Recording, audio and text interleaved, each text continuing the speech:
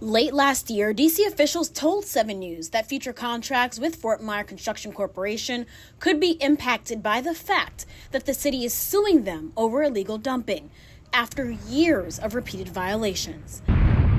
Not only has Fort Myer been paid over $1 billion for contracting work over the years, this week on the district's contracts portal, I discovered new contracts with the company totaling nearly $60 million more.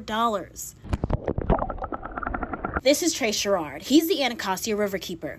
He tells me the problem is that there's no system to make sure taxpayer dollars don't get handed out to companies who are acting against the city's interests, like contaminating local waterways. There needs to be a systematic protocol put in place where companies cannot get contracts from the city unless they are shown to be in good standing, not only on taxes, right, but as far as environmental compliance. The district's contracting office told me they are not required to check with the Department of Energy and Environment about whether a vendor has been cited or sued before issuing contracts.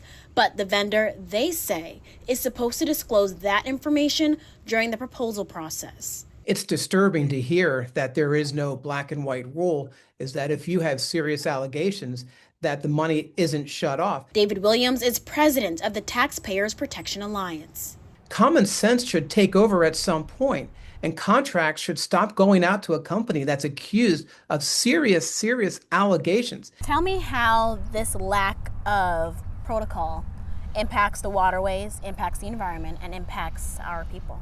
So the pollution from Fort Myer, right, in this particular case was sediment, it was oil and grease, it was petroleum products. Some of those things are toxic and they'll get into this water where they can get into the food chain, they can get into fish that people might want to eat. After learning about these ongoing contracts, Trey says he's pushing for change. He wants agencies to be required to check for violations or legal action before contracts are signed. Reporting near the Anacostia River, Felicia Ashley, 7 News.